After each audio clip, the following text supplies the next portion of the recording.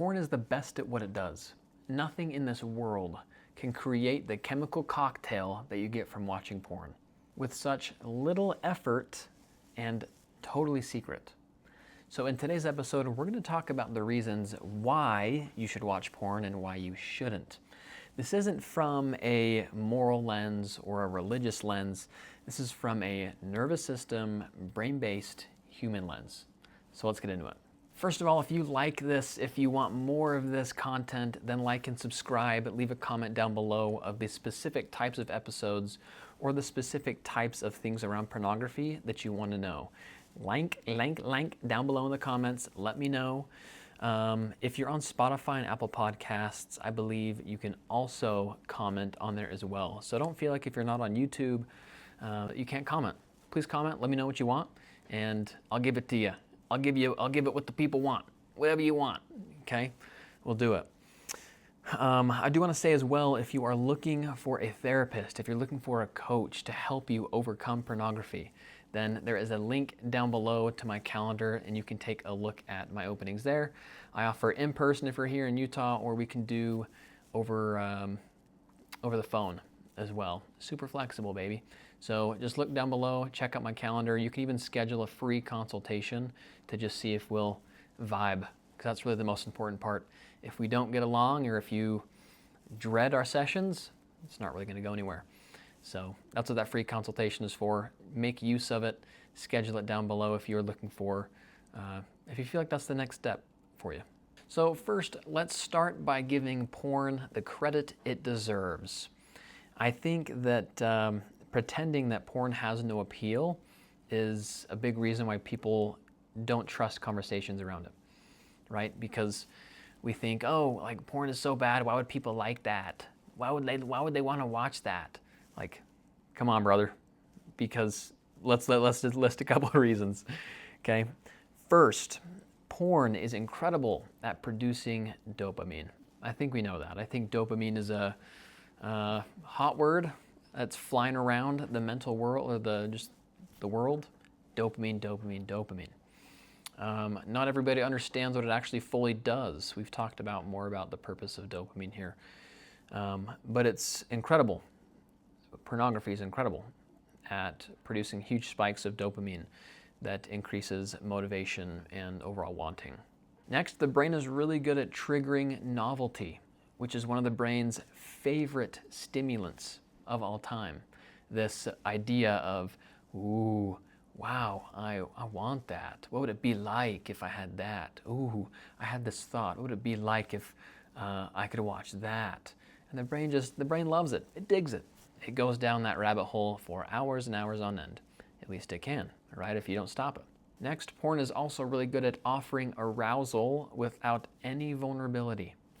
That's one of the scariest things when it comes to relationships, right, is being vulnerable, putting yourself out there. What if you mess up? What if you seem like an idiot? What if you get performance anxiety? All these things. But with porn, no. You don't need any of that. You can be vulnerable-free. There you go.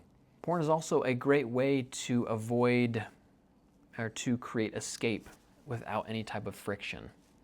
You don't have to really work too hard to escape these thoughts, feelings, or emotions that become really uncomfortable. You can just go watch porn. There you go. Solution. And lastly, it's really good at delivering relief without any effort. So whatever it is you're feeling, whatever it is you want to try and escape from, run away from, it's there for you. It's always been there for you, and it's going to continue to be there for you. So from a brain perspective, porn is the perfect product. It delivers high reward at a low cost. It's instant access and total privacy. Come on, why wouldn't the brain want something like that? Why wouldn't it just super focus on this thing? So if you're looking for stimulation, distraction, relief, porn's the perfect answer to all of those. Or rather, I should say, it is the most efficient. And efficiency matters to the brain. And so whatever's most efficient, you best believe it's going to remember. So listen, you got to come to understand that people, you yourself, don't watch porn because you're broken. You're not. You're not broken. You are human. And remember, the brain wants efficiency. It loves what's efficient. It loves what works. And most of the time, we haven't been able to put in the actual effort to specific relationships, or we haven't put in the time into developing certain skills around how we feel, how we deal with emotions, how we deal with thoughts. We haven't developed those skills enough. And so the brain's like, I think I'm just going to stick with the porn, man. I mean, it seems like it's working. It seems great. Whenever you have this awful thought, this anxious thought, this depressive thought, go to porn, dude. It works every time. Now I feel like the little cuts that our little YouTube shorts and Instagram shorts are going to do is kind of make it seem like I'm promoting pornography. So I've got to be a little careful with that and make sure that they don't do that. So here's why a lot of people turn to porn: because it satisfies curiosity. It relieves stress. It offers fantasy without any real-world risk. It's accessible when connection feels hard, or rather soft. You know what I'm saying? It numbs boredom, loneliness, and overwhelm. And it's going to allow sexual expression without a possible chance of rejection. So again, if you're overwhelmed, disconnected, tired, porn is automatically going to show up as a solution to fix, quotations, to fix all of those. But here's the thing with porn, right? Porn often solves the problem temporarily. That's the key, temporarily. So here's where things get interesting. Porn isn't dangerous because it feels good. It's challenging because it feels too good too easily. So now we're going to go through each of those benefits and counter each point. So all the benefits I listed on porn, there's now a counter to that. And you get to decide if this is something that you actually want to do. Is porn actually working for you? So this idea that pornography satisfies curiosity, okay, or it is a great tool for learning. That's what you hear a lot from people, is that they initially started watching pornography because they were just curious. They have heard all about sex, like in school and things like that. They just, it sparked curiosity. And they thought, well, maybe I should go look, right? And that might be you. That might be how you have actually started watching pornography. And that may have been your hook, is just curiosity. And so this argument of, well, yeah, porn is a great teacher. It helps people understand what sex actually is and what it looks like, is incorrect. What's happening is it's giving distorted templates of sex and what it actually should look like.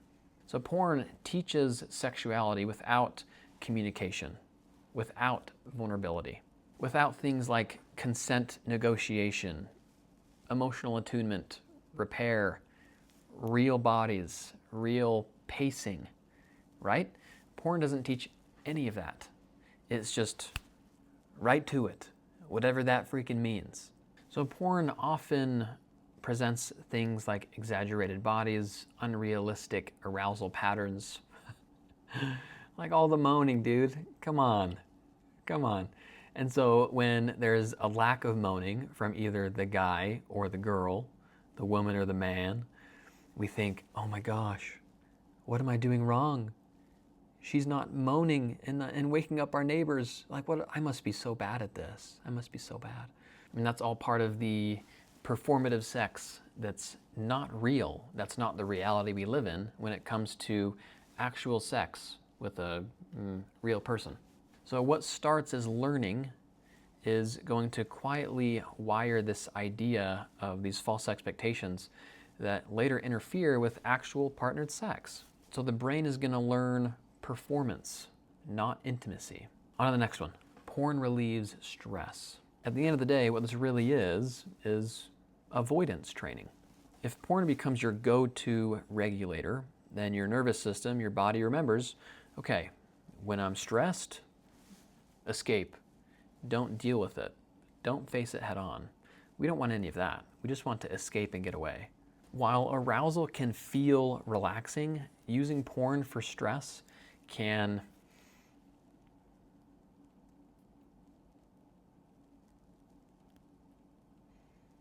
or rather using porn for stress relief can condition the nervous system to seek sexual stimulation instead of learning distress tolerance.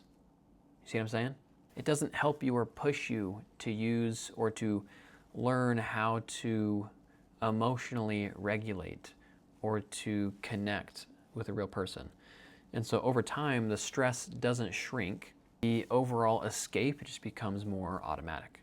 So over time, the stress tolerance shrinks and the need for stimulation continues to grow. All right, this next one is fantasy without risk. So fantasy fantasy is what shapes desire. Repeated fantasy over and over and over again doesn't stay neutral, right? The brain wires what it rehearses. So even without acting it out, okay? So let's say you get involved into trans porn, okay? So even without acting it out, repeated exposure is going to strengthen the neural pathways tied to that specific novelty, that intensity, and that objectification. And fantasy doesn't stay neutral. It can slowly narrow arousal patterns and make real-life intimacy feel less stimulating by comparison. And this isn't because your partner is lacking. This is because your brain has adapted. And that can be a big issue in the bedroom, right? It may not feel like your partner can compete with anything if you have been watching porn for a long time, and if you can't keep it up. If you can't keep the old boy up, then your partner might feel insecure, and that can continue to cause just overall more issues in the relationship. Now on to the accessibility and convenience. Love this one. So what this is actually doing is creating, or rather stopping, the production of your natural brakes that you have up here to say, whoa, whoa, whoa, hold on. Maybe we shouldn't be doing this. Maybe we should stop. If there's no effort, if it's super accessible and you just go to it whenever, there's no effort. There's no effort means no stopping cues. And so your brain is not going to get any practice or be exposed to anything to be able to put on the brakes, like, stop, stop, stop, right? Maybe at first, if you remember, think back to the very first time that you saw pornography. Your brain was probably like, ooh, you gotta like stop, run away, and you probably did. But then over time, the curiosity brought you back, and as you continually kept exposing yourself to this, that simply greases up the gas pedal, and it has a hard time. It puts more rust on the overall brakes in your brain to stop. So using porn as a temporary escape, what this is really doing is just tightening the rope even more. Porn can numb things like loneliness, boredom, and shame temporarily, but it's not actually solving any of those. When that underlying emotion returns, which is often stronger, the brain learns that porn is going to be the fastest exit, which continues again. That's like pulling on the rope, pulling on the chains, tightening that loop. Porn may help you escape in the short term, but it's only going to make your life more difficult in the long run. Your self-worth will be in the dumps. You won't have any confidence. You'll have a hard time talking to girls. You'll feel like performance in the bedroom is lackluster. You'll have a hard time being trusted in relationships. And all of this will continue to reinforce the idea that you need to get away. And what's your fix to that? Porn. So you see how it's an endless cycle that keeps going.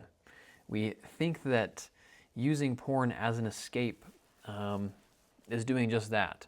And in a sense, it's just an illusion. It's not helping you escape at all. It's simply just tightening that chain even more. Now the next argument, porn normalizes sexuality. This is a goodie. What's really happening here is that porn is teaching that sexuality is a private, on your own, single one-man job when instead of being integrated. Now, I get it. I totally understand if you are single, if you're not married, if you're not in a relationship, this can be a lot more difficult. But at the same time, this doesn't change why we have sex. This doesn't change the expression of sexuality and the need for that. Now, there are a lot better ways to do that, to express your sexuality outside of using pornography. So for many, porn doesn't normalize sexuality. It privatizes it. Sex becomes something done alone, hidden, and unspoken, rather than something you do with someone else, with vulnerability and beauty. And in that same vein, porn is a good way to have solo expression, right? If you're not in a relationship. Wrong. When porn becomes easier than intimacy, vulnerability starts to feel unnecessary or even threatening. When porn is becoming your primary outlet, it can quietly reduce the motivation to actually pursue things like vulnerability, communication, and repair in real relationships.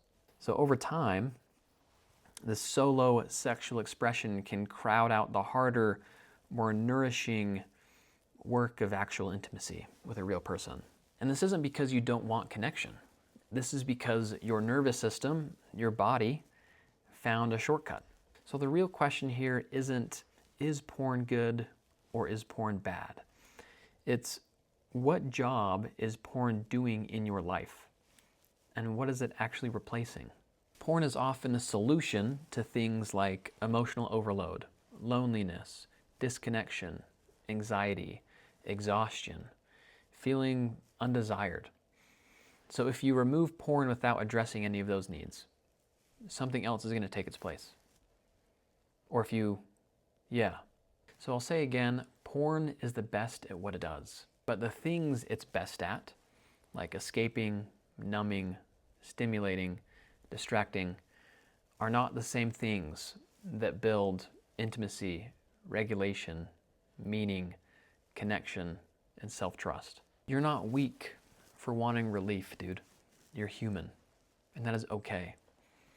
But humans don't just need release. We need repair, along with the ability to sit in our uncomfortable emotions without running away.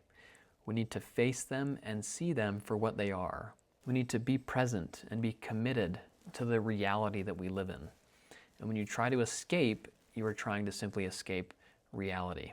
So in closing, if porn is working really well for you, ask, what is this helping me survive? And then gently ask, what will actually help me live? And that right there is the conversation worth having. Okay, you guys are great. If you listen this far, you are the GOATs. I love you guys. Thanks for supporting the show, and I'll talk to you next week. Peace.